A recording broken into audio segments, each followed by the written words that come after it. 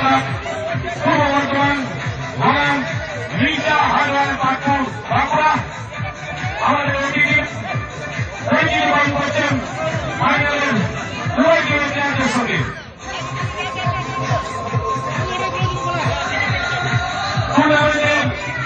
পূর্ব বর্ধমানের রায়না 2 ব্লকের কাইতি ফুটবল মাঠে সম্প্রতি অনুষ্ঠিত হওয়া দক্ষিণ দামোদর ফুটবল উৎসব এক অবিস্মরণীয় স্মৃতি হয়ে রইল। 8টি দলের অংশগ্রহণে এই টুর্নামেন্টে ফাইনালে মুখোমুখি হয়েছিল চকচন্দন আমরা সবাই ক্লাব এবং পাটপুর বাঁকুড়া। এক যুগান্তকারী ম্যাচে চকচন্দন আমরা সবাই ক্লাব 1 গোলে জয়লাভ করে চ্যাম্পিয়ন হয়েছে। বিজয়ী দলকে নগদ 50,000 টাকা এবং একটি সুদৃশ্য ট্রফি প্রদান করা হয়েছে। রানার্স আপ পাটপুর বাঁকুড়া পেয়েছে নগদ 40,000 টাকা এবং একটি ট্রফি। এই উৎসবকে আরও স্মরণীয় করে তোলার জন্য স্থানীয় যুবক শেখ এলতাফ প্রত্যেক খেলোয়াড়কে একটি করে বৃক্ষ শিশু উপহার দেন। পরিবেশ সচেতনতার এই উদ্যোগ সবার মন ছুঁয়েছে।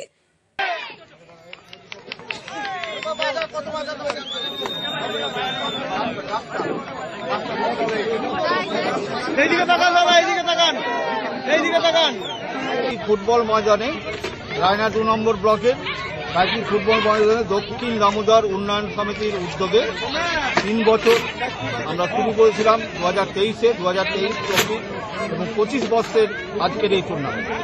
আজকের এই টুর্নামেন্টে কাইতি ফুটবল মাঠে হচ্ছে তো? হ্যাঁ, কাইতি ফুটবল মাঠ। কতগুলো টিম অংশগ্রহণ করেছিল? 8টি দল।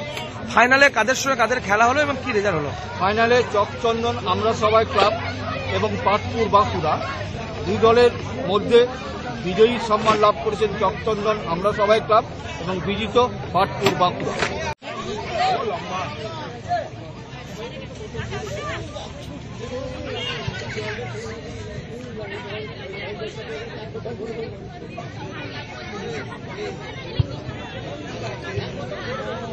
এখানে যে ফুটবল টুর্নামেন্ট হচ্ছে আজকে দক্ষিণ দামোদর উৎসব বলে আমাদের কাইতি ফুটবল মাঠে, সেখানে 8টা টিম আছে। 8টা টিমের মোট 9 জন প্লেয়ার এবং 2 জন এক্সট্রা প্লেয়ার, মোট 11 জন করে প্লেয়ার একটি টিমে এবং 8টা টিমের 11 জন প্লেয়ারকে টোটাল 88টা গাছ দেওয়া হলো। আমার উদ্দেশ্য একটাই, আজকে গ্রীষ্ম উষ্ণায়ন যে হারে বাড়ছে সেই অনুযায়ী গাছের খুবই প্রয়োজন আমাদের পরিবেশের জন্য। আমরা গ্রীষ্মকালেই মনে পড়ে গাছ লাগানোর কথা, তারপরে আমরা ভুলে যাই। আমরা এসির সাহায্যে বা ফ্যানের সাহায্যে সেই গ্রীষ্মকালটা অতিক্রান্ত করে দিই, কিন্তু যে হারে গ্রীষ্ম উষ্ণায়ন বাড়ছে এবং যে হারে পরিবেশ দূষণও বাড়ছে, তার জন্য অবশ্যই বেশি বেশি করে গাছ লাগানো দরকার।